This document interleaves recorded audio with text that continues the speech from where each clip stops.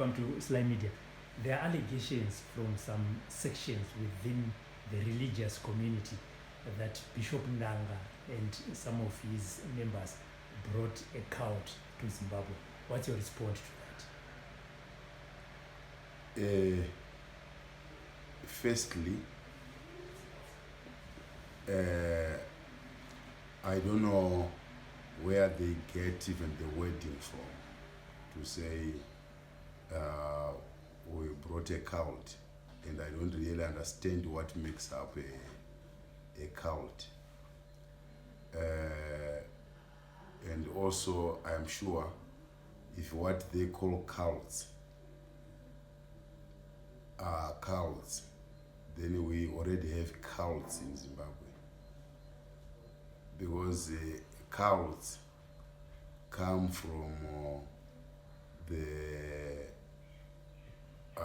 from my little understanding, a cult, it comes out of the doctrine of possibly the church or something that makes a cult.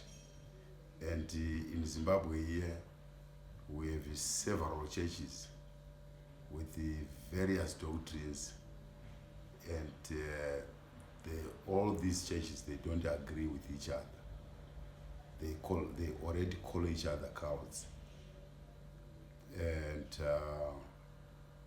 we have traveled all over the world in other people's nations, and we have not been shut out to say you cannot come into our country because Zimbabwe is like this or you are like this.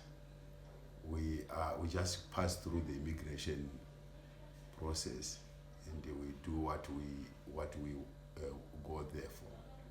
So Zimbabweans are actually trying to show their level, a very dangerous level of intolerance, and that is totally against the United Nations charters that Zimbabwe is a signatory. And that intolerance also, it is a pity that it comes from a community calling itself Christian, and yet Christ himself was never like that. Christ was tolerant. That's why he gives people a choice. If you want to follow him, follow. If you don't want to follow him, don't follow. We shall meet at the end of whatever of this life. So this is Christ. And when people are called Christians, they have to go by what Christ did, the way he conducted himself and everything. So my view here is Zimbabweans are like, some sections of Zimbabweans are like failing to be part of the global village on their own. It is a pity that they claim to belong to the church, and all along they've been quiet. But because of social media, they are now, outspoken. Even some people we don't know are pastors. They just emerge at a time, and that is when you start knowing who they are. You can say, I'm Pastor Scotchcard, and yet all along we never had any Pastor Scotchcard that we know. Right. Now, I think this is Jesus' prayer when he said, when he was on the cross, undergoing crucifixion. He actually said, Father, forgive them, for they do not know what they do. So this is where we are now. Okay. We are faced up with a community who believes that they are Christians, and yet they are not even Christians. It is wrong to judge. Even for me to say they are not Christians, it is wrong. And it is also wrong for them to call a leader of an NGO that is transforming nations around the globe and everywhere. Dr. Hagja Hanmoon is accepted as a religious person, number one, a tolerant person, and number two, then, and also a philanthropist par excellence. She is accepted worldwide. Various presidents around the world, even the President of America, and everywhere. And she invested, all over the world.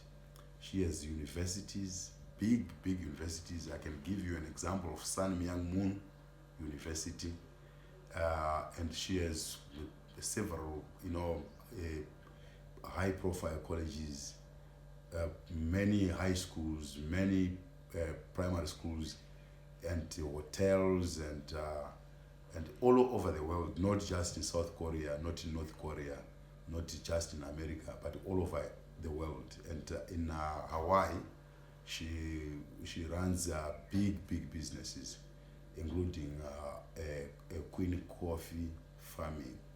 So, and this coffee, it really transforms people's lives.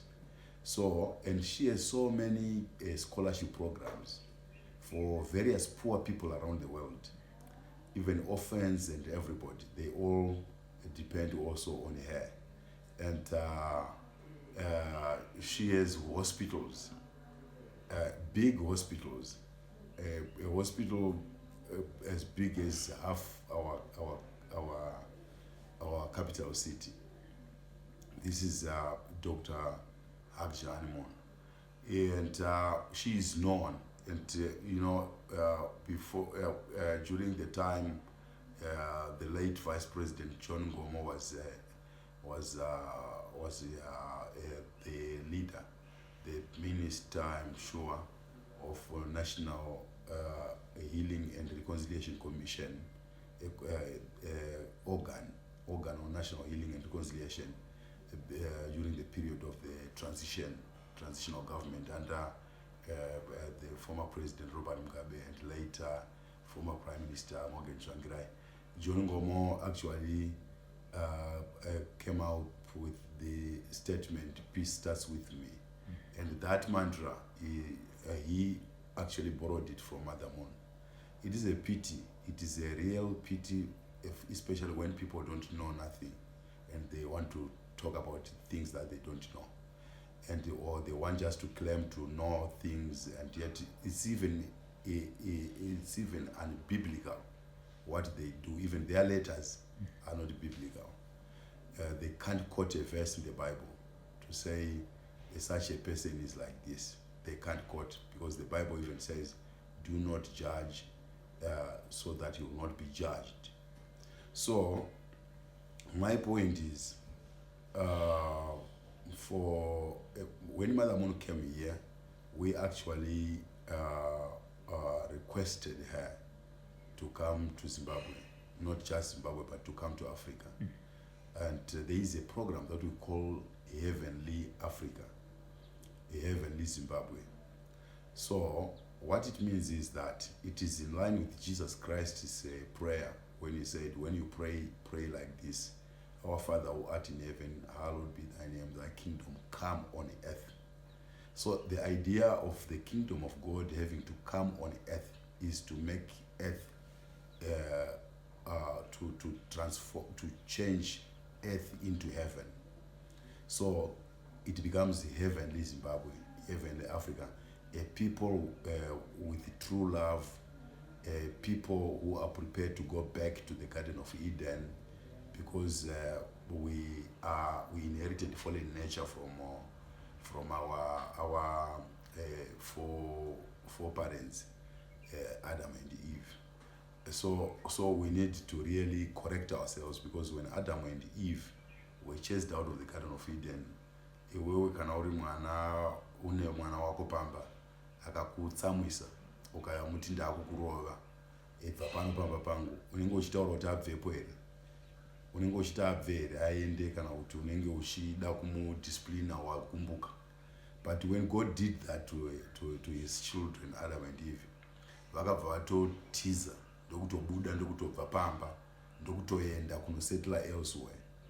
So munhu angati wadzinga mwana pamba uchida kumudisciplina watsamwa uchingotaura iye obva atotama obva atoenda kana kuti mwana akumisa makombi achitoenda kurwendo rurefu rwokuti achadzoki. So that has got to be corrected. That ndo inonzi original sin iyoyo yaAdam naEva ndo inonzi original sin, because we have four types of sin. Sin number one is original sin. Sin number two, the original sin was committed by Adam and Eve on behalf of the entire humankind. Then we come to the second sin, which is called the ancestral sin. It belongs to a particular ancestry, and the only way to address that sin is by that particular ancestry. Could come together. When they come together, they then they have to appease ngozi yacho iyoyo. Ndo ancestral sin. Tinenon's collective sin, like in the case here Zimbabwe, for everything that we went through in the past. It's collective sin. It's not a sin that belongs to one person, whatever the case. Because if a soldier shoots you and you die, if a soldier shoots you and you die, that shooting, that is not it's not a sin that was committed by that particular soldier, because he was performing national duty. Is the sin of the nation. We call it we call it collective sin, which have to be also solved collectively. That is it. Then tabapa collective sin, there is now personal sin with Robert ndozo aitash, and Robert aitash aita ndo anofana kuti aconfess iye Jesu omuregerera kana kuti onoti kana kuri kuba kuna basa ne confession. You need to go to the person awabira uchinotaura naye, kana uchimudzosera chawambira umudzosera, kana usisina chawambira mopedzerana okuregerera. Ndo inonzi personal sin. So tine 4 types of sin pano panyika, hadzisi 5 hadzisi 10. There are only 4 types of sin. So the issue here is when Mother Moon came to Zimbabwe, she did not come to do church business. And somebody was talking about some church, to say, you, this church, what do you think about this church? And already here we also have churches with a lot of different doctrines that even our communities don't agree with. Those are deemed cults. But why do we still have them in our country? How do we still have them, and yet they are cults? We know about cults from other countries, and we don't care about our own cults. What are we doing with those cults that are here? Do we really agree ourselves as apostolic against my Protestants? Because at some point the Protestants, some Pentecostals, some of the Pentecostals said they actually preach it in church, and we have the evidence preaching in church that you don't use water, you do this because if you do this, Jesus, whatever, Jesus only, you just have to pray for people in the name of Jesus, and they are saved, and that's enough. And the use of water is not allowed, and according to them, and it is them really who say don't use water. If you use water, then you are a cult. So this is the problem that we have as Zimbabweans, or maybe as Africans, or I don't know. But honestly, we have a serious problem. The reason why we had to invite Mother Moon, through that program I talked about, the International Association of Parliamentarians for Peace. The International Association of Parliamentarians for Peace is one of the sister organizations under UPF, and it is a program. It is a platform where parliamentarians come together from around the globe and share peace issues. So Zimbabwe needs we need that IAPP to help us, because I've said you can be a lot of times we have come together. That grouping, some church grouping gathers there and start saying, we demand that America remove sanctions today, and yet America will not even be there, and even not even the ambassador of America will be there. So even some political grouping can be there, and they say they demand for the removal of sanctions when the American government is not represented. And this is the only platform, because, as I said, the International Association of Parliamentarians for Peace is actually co-chaired by Danny Burton and Venacia. Danny Burton is an American congressman, and if we really want to lobby for the removal of sanctions, we really need to engage Mother Moon. And when Mother Moon came, we are supposed to talk to her to show her how Zimbabweans have suffered with the under illegal sanctions, which actually affect the common person, the ordinary citizens. So then the American government would be engaged, and it's easy for her, because it's not just Dan Burton, but it's the entire American Congress. It's actually officially represented within the IAPP. So it is a clear engagement of the American government, clear engagement of the European Union on the removal of sanctions. And this is why I personally invited Mother Moon to come to Zimbabwe because I'm tired and sick of sanctions. I don't like them, but I cannot remove them myself. Neither any of us can be able to do it.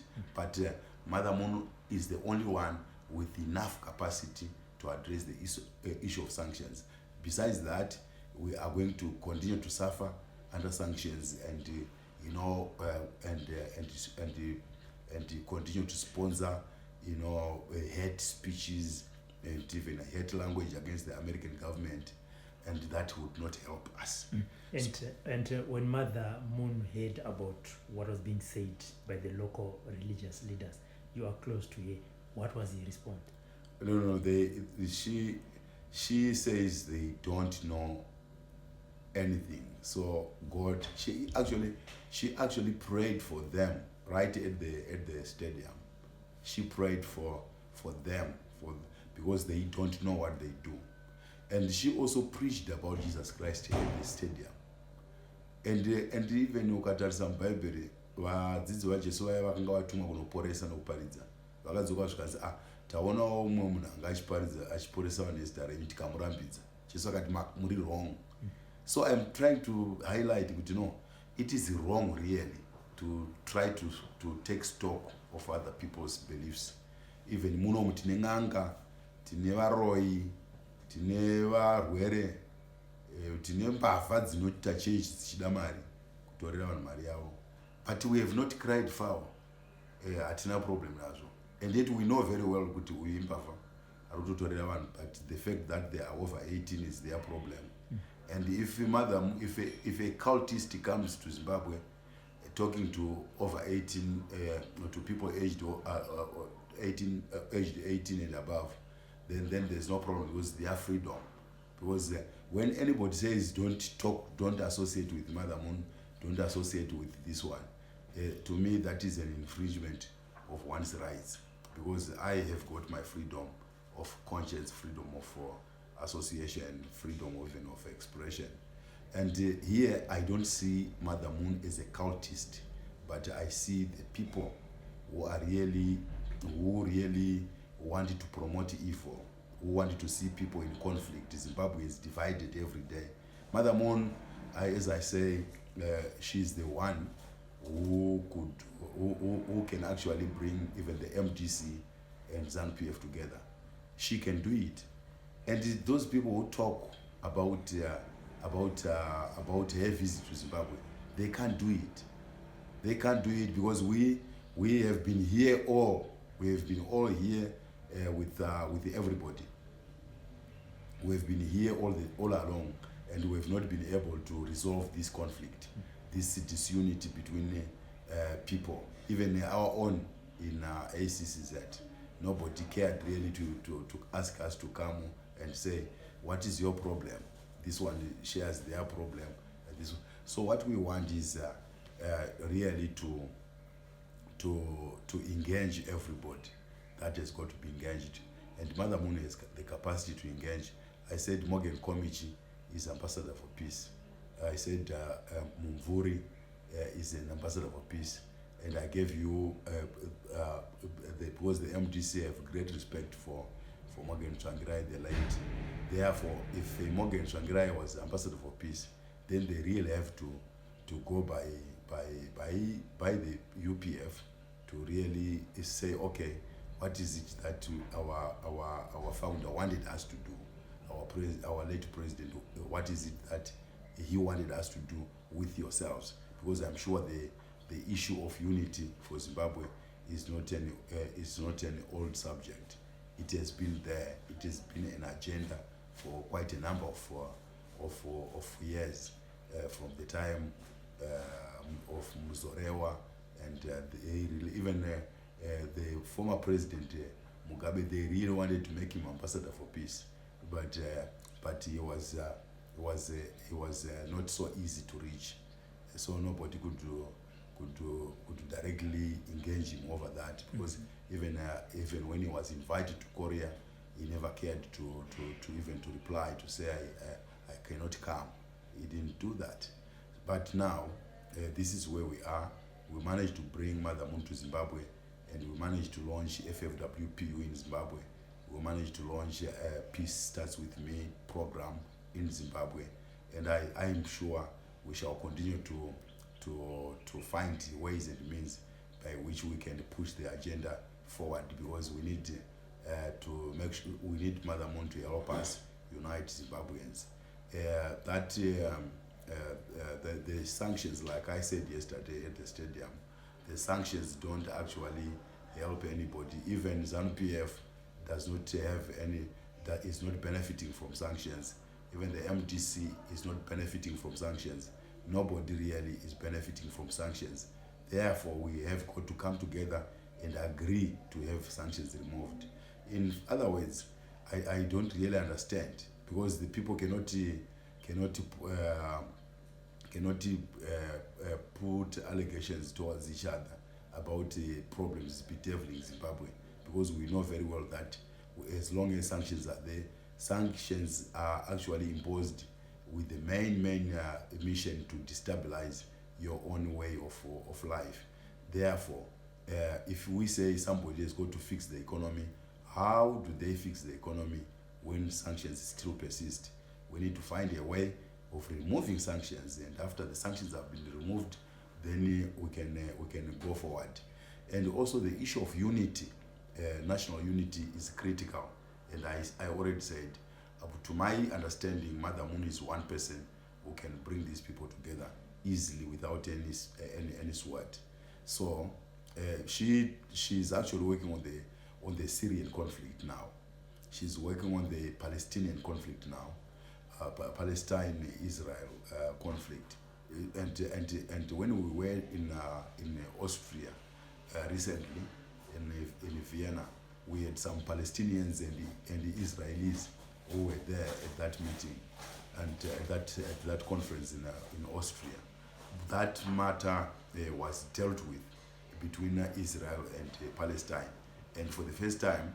But at first it was so tense. But as discussions progressed, everything started. Everybody was now opening up, and we believe that Zimbabwean problem is not a very serious one, but it has serious implications. We need to make a redress of it.